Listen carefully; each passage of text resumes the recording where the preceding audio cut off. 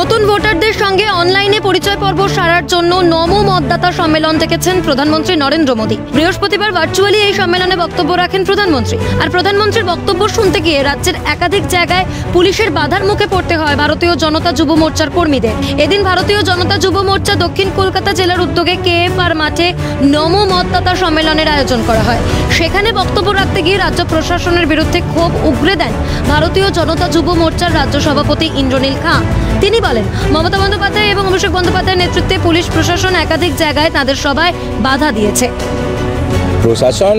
প্রশাসন তো পুরোটাই তৃণমূল কংগ্রেস পার্টি অফিস থেকে নিয়ন্ত্রণ চলে। তৃণমূল কংগ্রেস পার্টি অফিস এবং তৃণমূল কংগ্রেস পার্টি বলে তো কিছু নেই, সবই মমতা ব্যানার্জির ইচ্ছা। মমতা ব্যানার্জি বা অভিষেক ব্যানার্জি তারা ঠিক করেছেন যে নরেন্দ্র মোদীজির বার্তা যুব সমাজকে বলছেন আপনারা সচেতন হন। যুব সমাজকে যখন প্রধানমন্ত্রীজি বলছেন যে আপনারা রেসপন্সিবল ভোটার হন, সেই বার্তা শুনতে দিতে চায় না। বিভিন্ন সময় আপনারা দেখিয়েছেন মিডিয়ার বিরুদ্ধেও বিভিন্ন আক্রমণ করেছে বিভিন্ন সময় তৃণমূল কংগ্রেস। কখনো মিডিয়ার ক্যামেরা ভেঙে দিয়েছে, কখনো মিডিয়া পার্সনদের শারীরিক নিগ্রহ করেছে। তো এইসব আমরা দেখেছি। তৃণমূল কংগ্রেস এভাবেই আমাদের ভারতের অগ্রগতিকে রুখে দিচ্ছে। একই ছবি শ্যামবাজার পাঁচমাথার মোড়ে। সেখানে উত্তর কলকাতা জেলা বিজেপির তরফে নমো মতদাতা সম্মেলনের আয়োজন করা হয়েছিল। প্রধানমন্ত্রীর বক্তব্য চলাকালীন সেই অনুষ্ঠানে বাধা দেয় পুলিশ। জানিয়ে পুলিশের সঙ্গে বিজেপি কর্মীদের মধ্যে বচসা বাধে। প্রতিবাদে রাস্তায় বসে বিক্ষোভ দেখান বিজেপির কর্মীরা। মধ্য কলকাতার ব্যাংক অফ ইন্ডিয়া মোড়ের কাছে এই সম্মেলনের জন্য পুলিশের কাছে অনুমতি চাওয়া হয়েছিল ভারতীয় জনতা যুব মোর্চার তরফে। অনুমতি না মেলায় বৃহস্পতিবার মুচিপাড়া থানা ঘেরাও করে বিক্ষোভ দেখান ভারতীয় জনতা যুব মোর্চার কর্মীরা। নবভোটারদের উদ্দেশ্যে প্রধানমন্ত্রীর যে বক্তব্য শোনানোর ব্যবস্থা করা হয়েছিল বিজেপির তরফ থেকে, একই রকমভাবে কলকাতাতেও বিজেপি যুব মোর্চার তরফ থেকে একাধিক জায়গায় এলইডির সাহায্যে প্রধানমন্ত্রীর বক্তব্য শোনানোর উদ্যোগ তারা নেয়। শেষ পর্যন্ত পুলিশি বাধার মুখে পড়ে কোনো জায়গাতেই কিন্তু বিজেপি সেই অনুষ্ঠান সফলভাবে করতে পারেনি। যে কারণেই গতকালকে ব্যাংক অফ ইন্ডিয়ার মোড়ে এই কর্মসূচি পালন করার জন্য বিজেপি যুব মোর্চার তরফ থেকেও তারা কিন্তু পুলিশের কাছে অনুমতি চেয়েছিল, সেই অনুমতিও বাতিল করে দেওয়া হয়েছিল। তাই আজকে এই মুহূর্তে দাঁড়িয়ে পুলিশের এই অতি সক্রিয়তার বিরুদ্ধে মুচিপাড়া থানার সামনে তারা কিন্তু ঘেরাও করছে। এদিকে বাগুইআটির জোড়া মন্দিরের সামনে এদিন ভারতীয় জনতা যুব মোর্চার তরফে নমো মতদাতা সম্মেলনের আয়োজন করা হয়েছিল। এ নিয়ে থানার কাছে আগাম অনুমতির জন্য চিঠিও দেওয়া হয়েছিল, তবে সেই অনুষ্ঠানের জন্য পুলিশের অনুমতি মেলেনি। এই অবস্থায় এদিন অনুষ্ঠানটি করতে গেলে পুলিশের বাধার মুখে পড়তে হয় আয়োজকদের। জানিয়ে উত্তেজনা ছড়ায় বাগুইআটির জোড়া মন্দির এলাকায়। পুলিশ দালালি করছে অভিযোগ বিজেপির উত্তর শহরতলি জেলার সাধারণ সম্পাদক স্বপন রায় চৌধুরীর। আজকে পুরোপুরি এখানে দেখা গেল পুলিশের দালালি।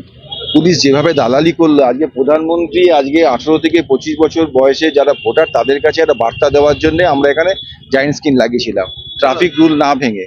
সেখানে দাঁড়িয়ে যে নোংরামোটা করলো, সেই নোংরামোটা সত্যি খুব কষ্টদায়ক আমাদের কাছে, ভারতবর্ষের প্রতিটা মানুষের কাছে কষ্টদায়ক হলো। এন্টালিতেও পুলিশি বাধার মুখে পড়েন ভারতীয় জনতা যুব মোর্চার কর্মীরা।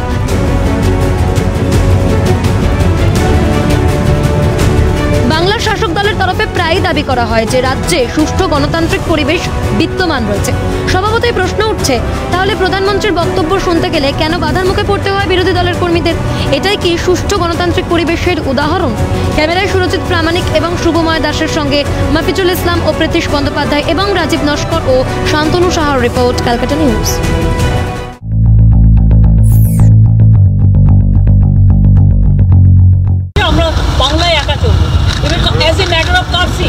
আমি ইন্ডিয়ার অ্যালায়েন্স আমাকে একবার জানিয়েছে দিদি আপনার রাজ্যে যাচ্ছি না, জানাইনি। সুতরাং আমার সাথে কোনো সম্পর্ক নেই বাংলার ব্যাপার। মুখ্যমন্ত্রীর এই মন্তব্যের ঠিক পরের দিনের ছবিটা দেখুন। পশ্চিমবঙ্গে প্রবেশের দিনই রাহুল গান্ধীর ভারত জোড়ো ন্যায় যাত্রার পথে প্ল্যাকার্ড নিয়ে জোর কদমে তৃণমূলের বিক্ষোভ। সুপ্রিমোর দেখানো পথেই হাঁটছেন কর্মীরা। বৃহস্পতিবার অসম বাংলা সীমান্তবর্তী কোচবিহারের জোড়াই মোড় দিয়ে বাংলায় প্রবেশ করে কংগ্রেস সাংসদ রাহুল গান্ধীর ভারত জোড়ো ন্যায় যাত্রা। সেই মোড়েই নাগরিক মঞ্চের নামাঙ্কিত প্ল্যাকার্ড হাতে বিক্ষোভ দেখায় তৃণমূল। এক জায়গায় নয়, তৃণমূলের বিক্ষোভ চলেছে তুফানগঞ্জ থানা মোড় এবং খাগড়াবাড়িতেও। যদিও তাদের ক্ষোভ সরাসরি কংগ্রেস সাংসদ রাহুল গান্ধীর প্রতি নয়, বিক্ষোভ মূলত প্রদেশ কংগ্রেস সভাপতি অধীর রঞ্জন চৌধুরীর বিরুদ্ধে। রাহুল গান্ধীর আজকে যে যাত্রা, সেই যাত্রাকে আমরা নৈতিকভাবে সমর্থন করি, কিন্তু আমরা অধীর রঞ্জন চৌধুরীর বিরুদ্ধে আজকের এই বিক্ষোভ। কারণ অধীর রঞ্জন চৌধুরী বাংলার বুকে জোটের পরিপন্থী পরিস্থিতি তৈরি করছে। আমাদের জোট দরকার, কিন্তু অধীর রঞ্জন চৌধুরীকে সেই হিসাবে মমতা বন্দ্যোপাধ্যায়ের নেতৃত্বেই চলতে হবে এবং জোটের পক্ষে। ইন্ডিয়া জোটে শরিক হয়ে জাতীয় স্তরে দোস্তি হলেও বঙ্গে কংগ্রেসের সঙ্গে আপোষ মানতে আগাগোড়া নারাজ তৃণমূল। লোকসভার নির্বাচন কাছে আসতেই বাংলায় আপোষহীন রাজনীতিতেই জোর তৃণমূল সুপ্রিমোর। নিজের শক্ত জমির সূচাগ্র মাটিও দিতে চান না, তা মমতা বন্দ্যোপাধ্যায়ের মন্তব্য থেকে এক প্রকার স্পষ্ট। তবু এখনো বাংলার শাসক দল তথা বাংলার প্রতি নমনীয় ভাব কংগ্রেস নেতৃত্ব রাহুল গান্ধী। আদতেই যেন তার ভারত জোড়ো যাত্রা ভালোবাসার দোকান।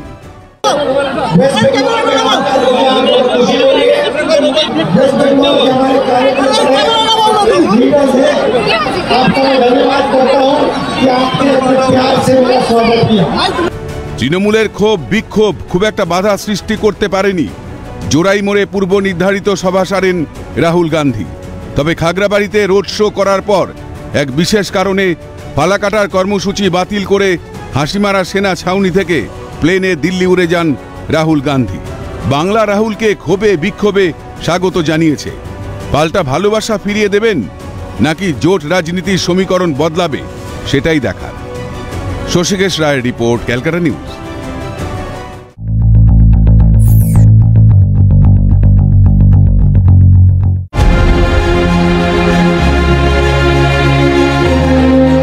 হকের মহার্ঘ ভাতার দাবিতে শহীদ মিনারের পাদদেশে লাগাতার ৩৬৪ দিন ধরে অবস্থান বিক্ষোভে সামিল হয়েছেন রাজ্যের সরকারি কর্মচারীরা।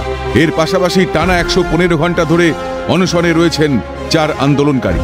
ক্রমশই শারীরিক অবস্থার অবনতি হচ্ছে ৪ আন্দোলনকারী, কিন্তু এর পরেও সরকারি কর্মচারীদের প্রতি এতটুকুও সদয় হতে দেখা যায়নি রাজ্য সরকারকে। উল্টে বহুবার কড়া পদক্ষেপ নিতে দেখা গিয়েছে রাজ্য প্রশাসনকে।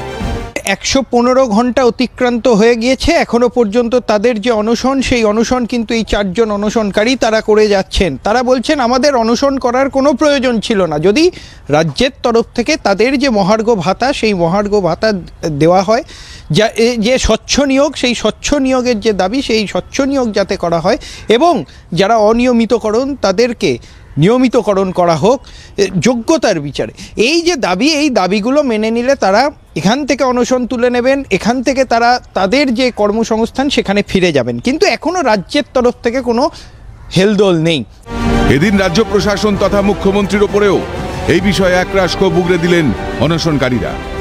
সরকারের তো যে মনোভাব দেখছি আমরা, যে এর আগে প্রায় 1 বছর ধরে আমরা এখানে অবস্থান করছি এবং যখন আমরা নবান্নয় অবস্থান করলাম তখন দেখলাম যে রাজ্যের যিনি মুখ্যমন্ত্রী তিনি বলেছিলেন যে মুন্ডু কেটে নিলেও ডিএ দিতে পারবো না, কিন্তু দেখা গেল ওনার মুন্ডু অক্ষতই আছে এবং উনি 4% মহার্ঘ ভাতা, যেটা 40% হওয়ার কথা, সেটা ঘোষণা করলেন।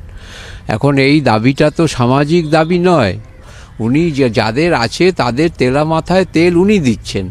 তেলা মাথায় তেল দেওয়াটা দয়া করে বন্ধ করুন।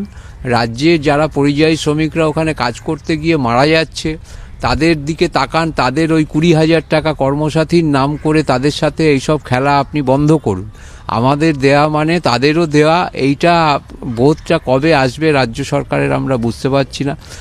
টানা অনশনে অসুস্থ হয়ে পড়েছেন অবসরপ্রাপ্ত সরকারি কর্মচারী অনিরুদ্ধ বাবু, আর তাই তার কিছু হলে সংগ্রামী যৌথ মঞ্চের পরবর্তী পদক্ষেপ নিয়ে হুঁশিয়ারি দিলেন আন্দোলনকারীরা। না খেয়ে থাকতে হচ্ছে। শুধু আমি ক্ষমা চাইছি পশ্চিমবঙ্গ সরকারের হয়ে নয়, পশ্চিমবঙ্গের প্রত্যেকটা সরকারি কর্মচারীদের পক্ষ থেকে অনিরুদ্ধদার কাছে ক্ষমা চাচ্ছি যে ওনাকে বসে থাকতে হচ্ছে। অনিরুদ্ধদার যদি কিছু হয়, আমি বড় কিছু হওয়ার কথা বলছি না, ছোট কিছু যদিও হয়, তাহলে পশ্চিমবঙ্গের প্রত্যেকটি সরকারি কর্মচারী এরপরে যা দেখাবে, ভিতরে ভিতরে তারা যা ফুঁসছেন, প্রতিদিন যা মেসেজ আসছে, প্রতিদিন যা আমাদের কাছে ইমেল আসছে, তারা ভিতরে ভিতরে যা ফুঁসছেন, এরপর কী হবে সেটা চিন্তার বাইরে আপনাদের। এদিন সংগ্রামী যৌথ মঞ্চের আহ্বায়ক ভাস্কর ঘোষ জানান, দাবি না মানা হলে আন্দোলন আরও তীব্রতর হবে। এছাড়াও 29 তারিখ থেকে লাগাতার ধর্মঘটের ডাক দেওয়া হয়েছে সংগ্রামী যৌথ মঞ্চের তরফে।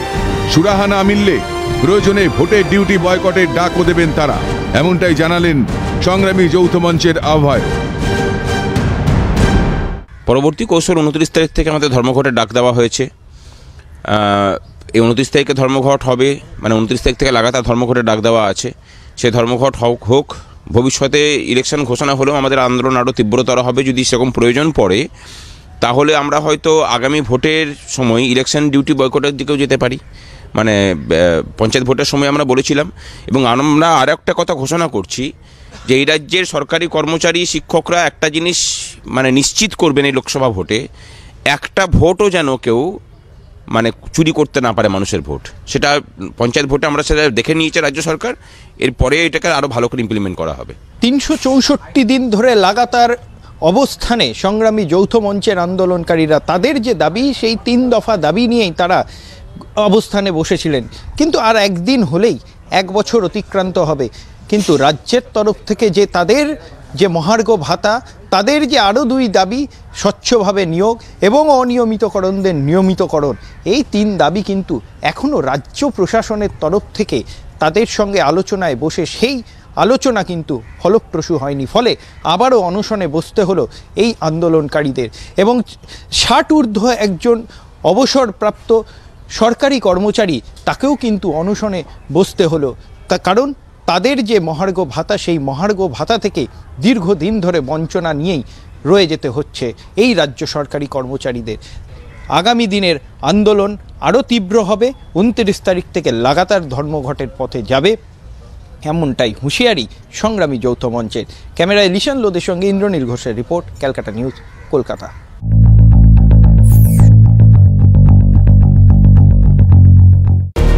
মাধ্যমিকের সময়সূচি বদলে সায় দিল না হাইকোর্ট। সকাল 9:45 শুরু হবে আসন্ন মাধ্যমিক পরীক্ষা। যেহেতু মাধ্যমিক পরীক্ষার আর কয়েকদিন বাকি, এই মুহূর্তে সময়সূচি বদল করলে প্রশাসনিক ক্ষেত্রে নানা অসুবিধা হতে পারে। সে কারণে মধ্যশিক্ষা পর্ষদের বিজ্ঞপ্তি অনুযায়ী সকাল 9:45 মাধ্যমিক পরীক্ষা শুরু হবে, জানালেন বিচারপতি বিশ্বজিৎ বসু। তবে রাজ্যের কয়েক লাখ পরীক্ষার্থীর কথা মাথায় রেখে পরীক্ষার্থীরা যাতে সঠিক সময় পরীক্ষা কেন্দ্রে পৌঁছতে পারে, তার জন্য বেশ কিছু পদক্ষেপের নির্দেশ দিয়েছেন বিচারপতি। সেই পদক্ষেপগুলি নিশ্চিত করে আগামী 31 জানুয়ারি মধ্যশিক্ষা পর্ষদ ও রাজ্য সরকারকে রিপোর্ট জমা দেওয়ার নির্দেশ দিয়েছে আদালত। প্রতিটি থানাতে মাইকিং করতে হবে, যাতে পরীক্ষার্থীরা অসুবিধায় পড়লে পুলিশ বা প্রশাসন তাদের সঠিক সময় পরীক্ষা কেন্দ্রে পৌঁছে দিতে পারে। পরীক্ষার্থীদের সুবিধার জন্য পর্ষদকে একাধিক হেল্পলাইন নম্বর চালু করতে হবে। পরীক্ষার্থীরা অসুবিধায় পড়লে তারা স্থানীয়ভাবে কোথায় যোগাযোগ করবেন তার যাবতীয় তথ্য ও হেল্পলাইন নম্বর সহ বিজ্ঞপ্তি ও বিজ্ঞাপন প্রকাশ করতে হবে পর্ষদকে। পরীক্ষা কেন্দ্রে পরীক্ষার্থীদের পৌঁছানোর জন্য প্রয়োজনীয় পর্যাপ্ত পরিবহন ব্যবস্থা সচল রাখতে হবে রাজ্যকে।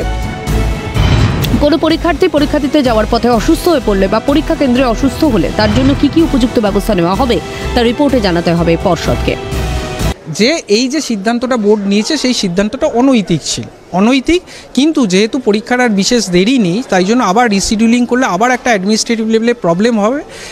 সেই জন্য তিনি রিশিডিউলিং না করে তিনি যাতে প্রশাসনিক লেভেলে এই পরীক্ষাটার যাতে সাফল্যমণ্ডিত করা যায় এবং পরীক্ষায় যাতে প্রশাসনিক লেভেলে ব্যবস্থা নেওয়া যায়, সেই জন্য তিনি কিছু গাইডলাইন দিয়ে দিয়েছেন। 2 ফেব্রুয়ারি রাজ্যে মাধ্যমিক পরীক্ষা। 18 জানুয়ারি পরীক্ষার কয়েকদিন আগে পরীক্ষার সময় এগিয়ে দেওয়া হয় মধ্যশিক্ষা পর্ষদের পক্ষ থেকে।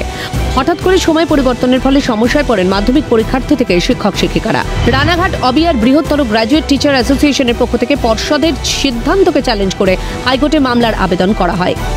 9:45 পরীক্ষা শুরু, তার মানে তারও আধ ঘন্টা আগে পৌঁছাতে হবে।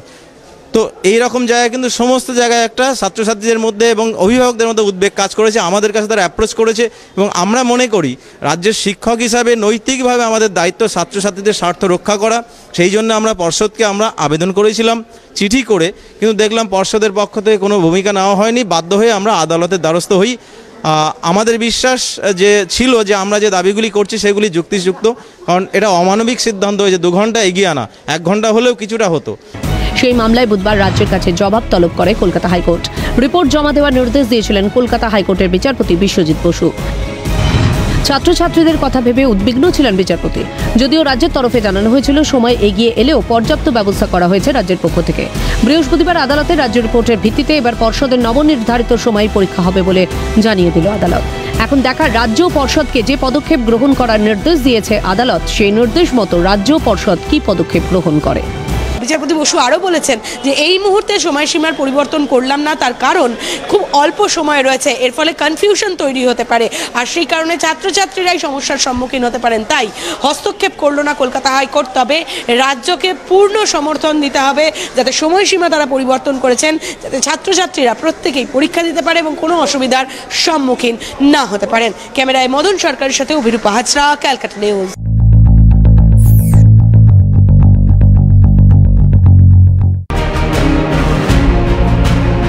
রাজ্য জুড়ে বিভিন্ন দুর্নীতির আবহেই ডাক্তারি পরীক্ষায় এমবিবিএস এর রেজিস্ট্রেশনের ক্ষেত্রে ভুয়ো জাতিগত শংসাপত্র জমা দিয়ে নিয়োগের অভিযোগে আদালতে মামলা রুজু হয়েছিল। সেই ঘটনাতেই সিবিআই তদন্তের নির্দেশ দিয়েছিলেন বিচারপতি অভিজিৎ গঙ্গোপাধ্যায়। এরপরে বিচারপতি গঙ্গোপাধ্যায়ের এই নির্দেশকে চ্যালেঞ্জ জানিয়ে হাইকোর্টের ডিভিশন বেঞ্চের দ্বারস্থ হয়েছিলেন রাজ্যের অ্যাডভোকেট জেনারেল। তারপর মেডিকেলে ভুয়ো নিয়োগের এই মামলা ডিভিশন বেঞ্চে উঠলে বিচারপতি সৌমেন সেন সেই নির্দেশে স্থগিতাদেশ দেন। হাইকোর্টের সিঙ্গল বেঞ্চের রায় ডিভিশন বেঞ্চ স্থগিতাদেশ দেওয়ার পর থেকেই ঘটনায় জন্ম নিতে থাকে বিতর্ক। দেখা গেল ঘটনায় সিবিআই তদন্তের নির্দেশে স্থগিতাদেশের পরেও সেই নির্দেশের কোনো অর্ডার কপি বুধবার বিচারপতি গঙ্গোপাধ্যায়ের কাছে না আসায় তিনি সিবিআই এর হাতে তার পূর্ব রায় মাফিক সমস্ত নথি তুলে দেন।